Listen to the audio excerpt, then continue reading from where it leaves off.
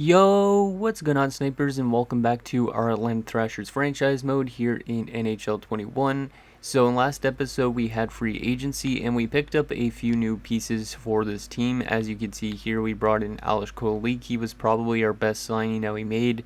We also brought in Trevor Letowski. And then on the defensive side, we brought in Andre Zuzin, and we also brought in depth defenseman Hans Jonsson.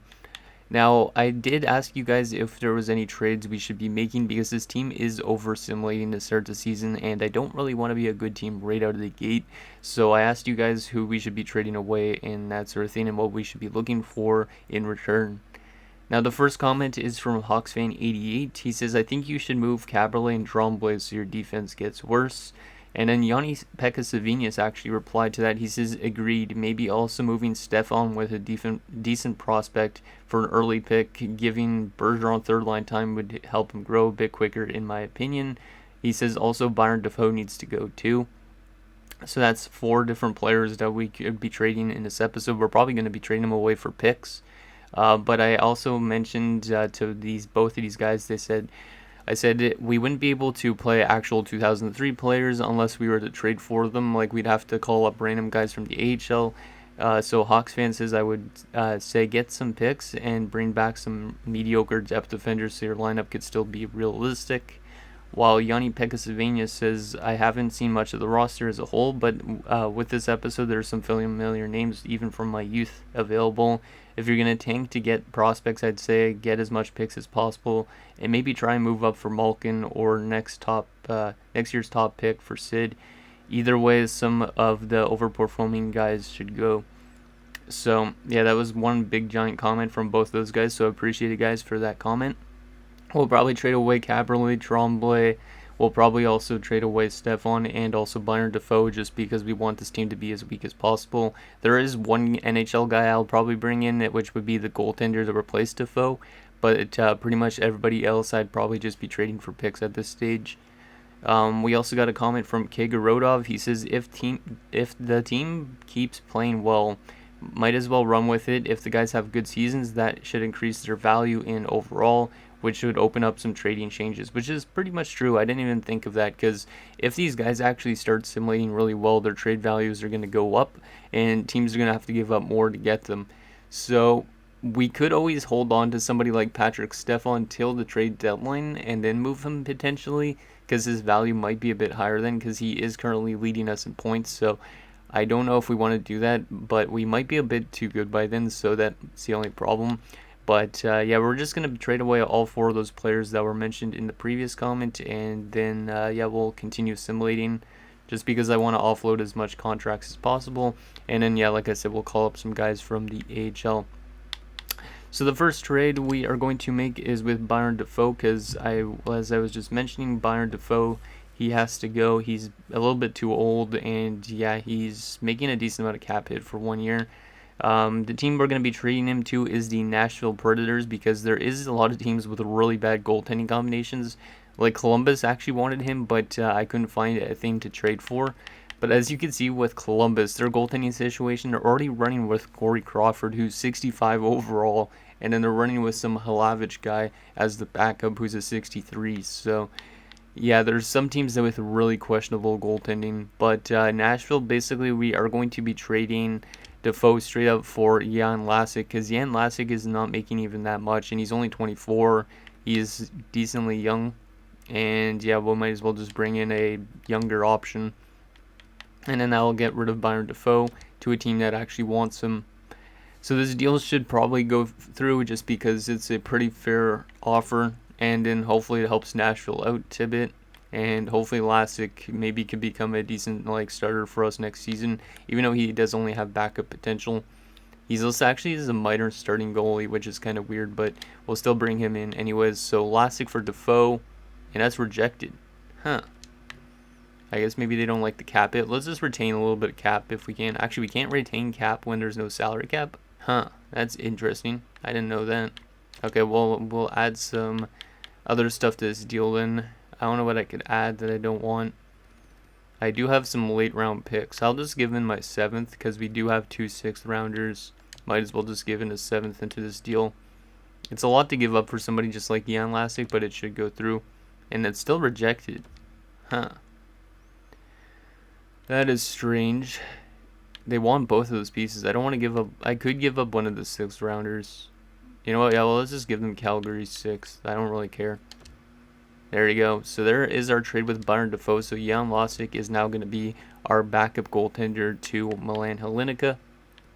So there is our goaltending combination. Let's go to our edit lines quickly because we actually have to throw them in already. So Jan Losick is the new backup. There you go. That's good to go. Okay, so that's one trade done. The next trade that we are going to be making is sending, I wrote down Columbus. Who was that? Oh, that was what it was. Okay, so the next trade will be basically Caberlet, and we are probably going to be trading him to Washington for 2 third-round picks. Just because Washington is around 500, so they could still fall off, and that third could become a decent pick. So we will take their 2022 third. I think I actually went to the trade finder to make these trades, but whatever. So we'll get Caberlet, and we'll do for 3rd rounder. Wow, that's actually a lot of... Actually, let's go back to the trade finder. Just because I want to make sure I'm doing the right deals, because maybe it's a different year pick.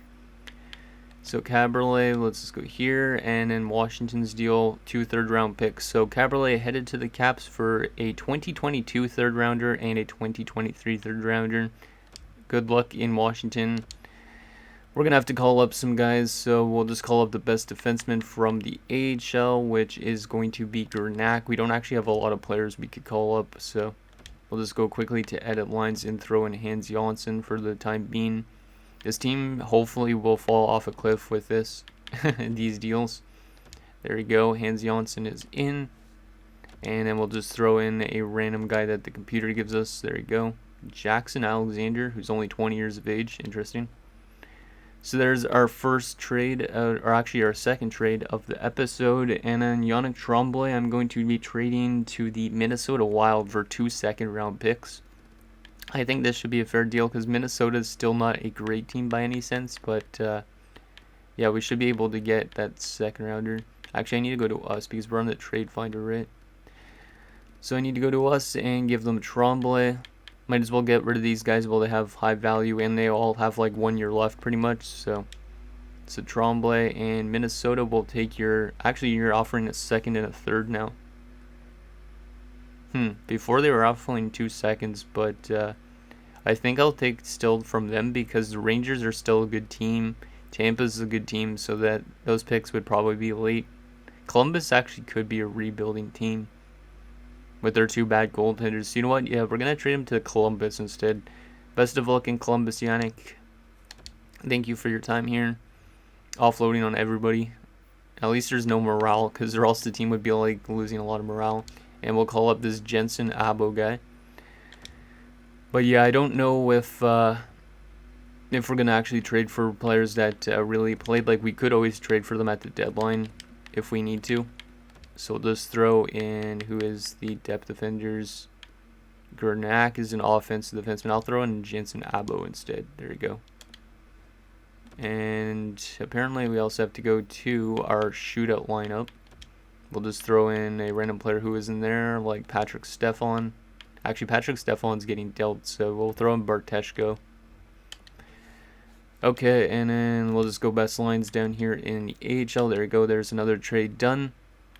And our final trade is trading away Patrick Stefan, which is kind of questionable because he is still young, but it does make sense to give somebody like Bergeron more ice time.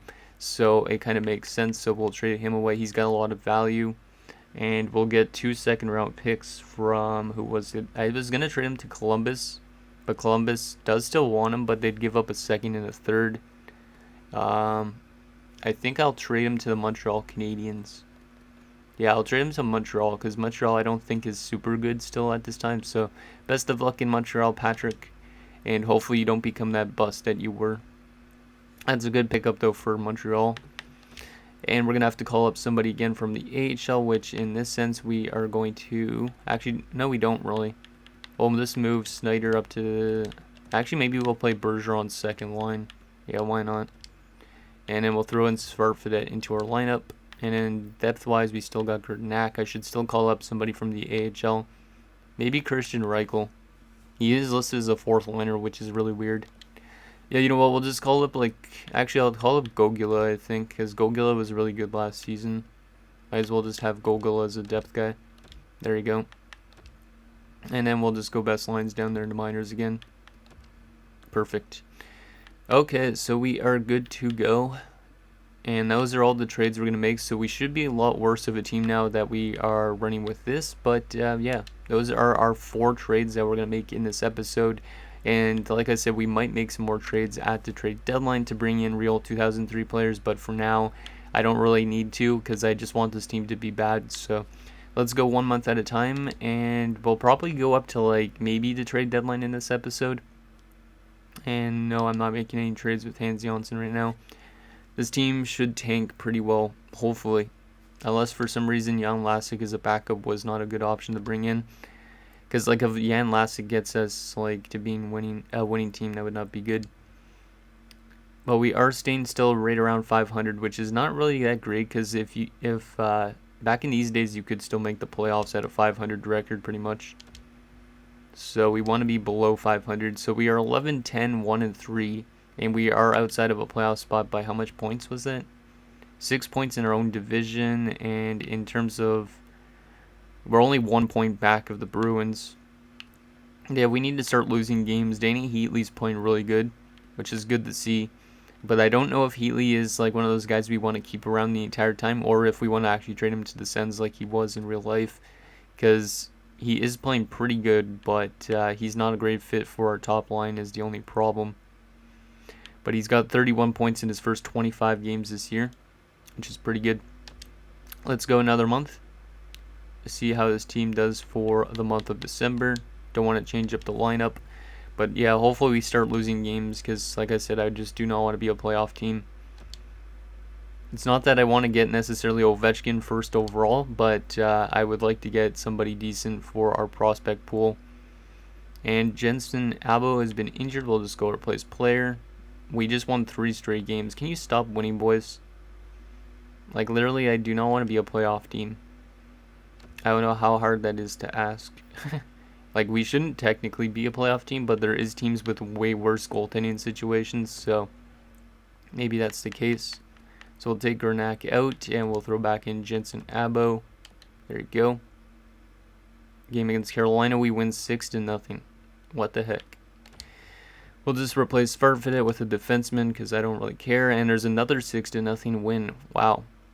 Kovalchuk, Heatley, and those type of guys must be going off this season. And yeah, that is the case. Heatley's got 46 points in 38 games. He's not scoring a lot, but he is putting up a lot of points, which is interesting. That means Bergeron must be playing really good on the second line with Heatley. We are still out of a playoff spot by how many points? By 1 point. The Habs are in that last playoff spot.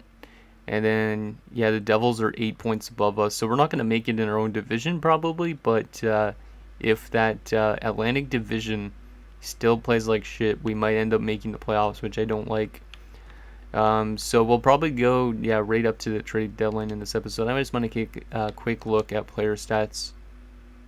Yeah, that second line is playing well. Bergeron's got 25 points in his first season. He might be leading the rookies. Kovalchuk's got only 26 points on the top line, which is kind of weird.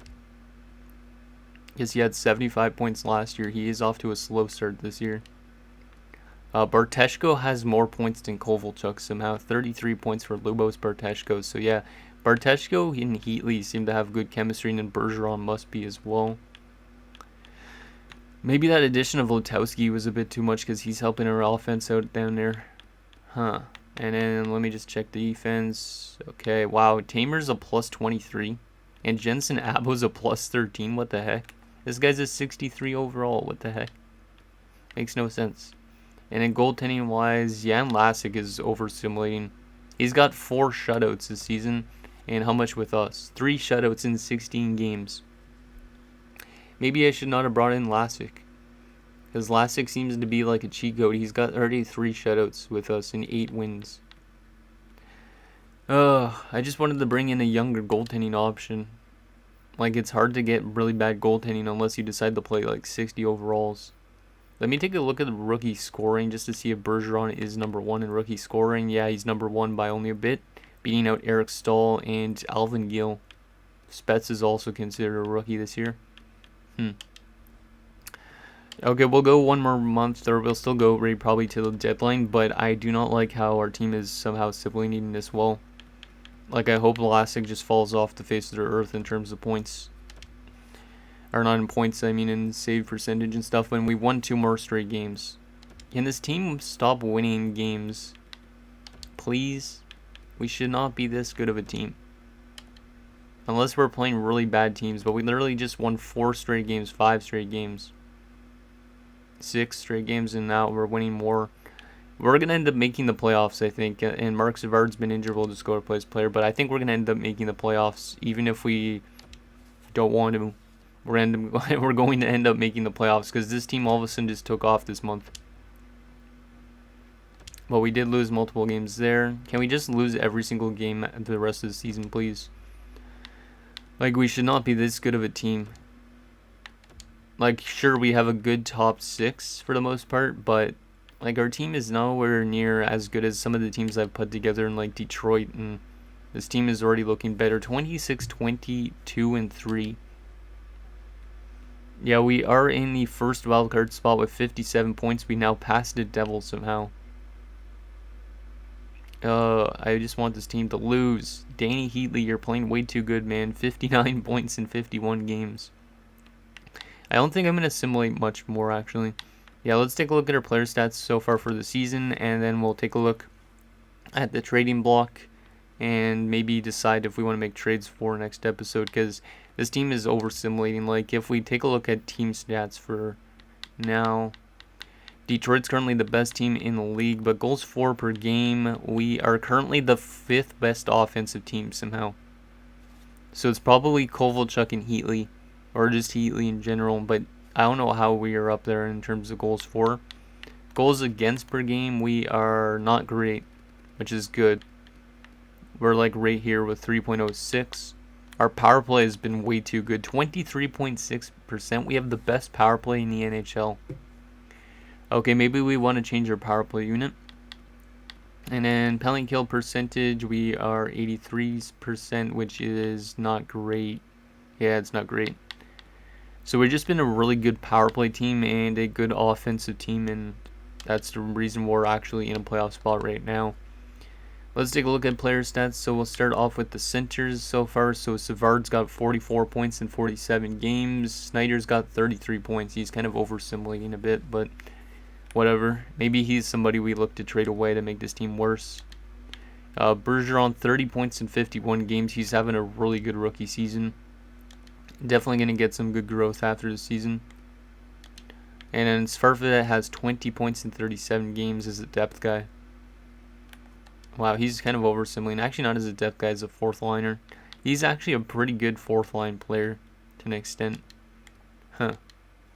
And then left wing wise, Heatley's got 59 points in 51 games. He's going off. He's not scoring, but he is putting up assists. Kovalchuk's got 41 points as well. Barteshko's got 39, so Barteshko slowed down a lot. Kovalchuk picked it up. Cowan's got 11 points. Gogil's got 4 points as a depth guy in 6 games. Right wing wise, Kolik's got 38 points. Maybe he's too good. Maybe we shouldn't have brought him in, because he seems to be way too good. Letowski, 25 points. Tapper, 20 points. Petrovicki, I was going to say Petrovich, but Petrovicki has 19 points. Defensively, Turnquist 16. Jansson's got 15 points since jumping into the lineup. Tamer 14, 13 for Weaver. Zuzin's got 7, and then these two guys have some points. And Tamer's still a plus 22. That's ridiculous. How the heck is Chris Tamer a plus 22? I don't even understand that. Goaltending wise, Jan Lasic has been still pretty good for us. He's actually getting more starts than Helenica. Yeah, he's literally 14-9 with us, and he's got still 3 shutouts and 908 and a 2.8. So he's been probably the main reason we're playing good in our offense. And then, yeah, Helenica has not played a lot. Let's take a look at the entire league just for fun, even though we aren't done the season yet. So Joe Thornton is killing it still this season, 73 points in 49 games. And he's up to a 96 overall medium franchise. What the heck? He was literally just an elite potential last season, but he's developing really well for Boston, as he should. Wow, that's a really good piece for Boston to have. And most goals so far this season is Marcus Naslund with 26. Best plus minus so far is Glenn Murray. Most penalty minutes so far, Chara already has 252 penalty minutes. He has 102 more penalty minutes than the next closest, which is Colin White. Jeez. How much fights has Chara had? 46 fights already for Zdeno Chara within 50 games. This is really unrealistic, but whatever. Best defenseman for points so far is Rob Blake and Scott Niedermayer. Best goaltender so far for wins is Joseph. Most shutouts so far is Javi Bullen. Best save percentage by a starter is also Javi Bullen. Best goals against by a starter is Curtis Joseph. And best rookie for points so far is Patrice Bergeron, still beating Eric Stahl and Alvin Gill. Okay, that's interesting. Let's take a look at what's out there on the trading block, and then I think that will be it for this episode. Maybe I'll also show you guys the draft class again. But yeah, this team is over-simulating, even with us trading away 4 players in this episode. So, actually, I didn't want to go to find trade. I wanted to go to the trading block, see what's out there, because we should offload probably some of those guys that are over-simulating, like Kovalik, for example, and Snyder. Even though I don't really want to trade away Snyder because I would like to win a cup with him. But there is some good pieces out there if we wanted to make a playoff push, but I don't know if we should really. Like, it will give us more trade value to have, but still. I just don't think this team should be this good right now. Like, technically the Atlanta Thrashers made the playoffs in, I think it was 2007, but that was it. Yeah, I think it was in 2007, so it was a few years after this, but like, they were not still a good team at this stage. Like, there's a lot of random options out there. Not really much prospects, because a lot of teams, like, there's Jimmy Howard if we want a goalie prospect, but we already have a goalie prospect. Looks like Howard's playing pretty good in the AHL. But yeah, there's a lot of good players. Nothing really that I really want to trade for except for picks. Like, this team should not be this good right now. Like, we loaded up on picks, but we're still making the playoffs, it seems like. Which is not good, because we definitely want a lottery pick, if possible. Oh, this is not good. Yeah, there's, like, really nothing out there on the trading block. There is some young guys that we could probably trade for. Like, Yaroslav Vlak is still there, even though we don't really need a goalie prospect at this stage, because we did bring in Brian Elliott last year at the draft. Like, we're trying to tank for Ovechkin, and we're not going to get Ovechkin probably. I hope he actually goes to the Caps, though. Because if he does go to the Caps, that would be kind of neat. And there we go. Okay, so let's take a quick look at that draft class, just to see how we want to tank. So yeah, Ovechkin, I made him a high franchise power forward, so he's going to be literally nuts when he gets to the NHL level. He's going to be a really good goal scorer. Sohonen, we still don't know about. Michael McKay, we still don't know about. Terrence Lee, we don't know about. Savoy. Yeah, so Malkin, I made a 77, I think, medium elite. So I feel like Sohonen, McKay, and Lee are all probably like 79s or 80s, at least for elite players. But yeah, this is a pretty good draft, it looks like, for the most part. Like, there's even a medium elite center, potentially. Oh yeah, there's definitely an elite center that's supposed to go like 17th, but the scouting rank has him at number 10. Damn, this guy's going to be really good. Yeah, we definitely want to make this team bad, because this guy could be a really good center to have. Not that we necessarily need a really good center, but he could be the good replacement for like Savard down the road. But yeah, there's a pretty good draft, it looks like, ahead of us. We're going to just pin this guy as well, just for fun. But yeah, there's the draft class. Let me just see if there's any low elites to pin as well. Potentially this Coley Minen guy. He might be low elite. Maybe. We'll pin him in case. But anyways, guys, that's going to do it for this episode of our Atlanta Thrashers franchise mode. So in next episode, we'll probably make some more trades to get this team to being even worse if you guys think it's necessary. Or maybe we'll go for a playoff spot. I don't know. I think I don't want to be a playoff team still, though. So maybe we trade away Heatley and get rid of him to, like, the Sens. And just bring in, like, multiple first-round picks or something. I don't know. Anything to get this team to be not a playoff team would be a good option. So anyways, let me know what you guys think down below. And I'll see you guys next time.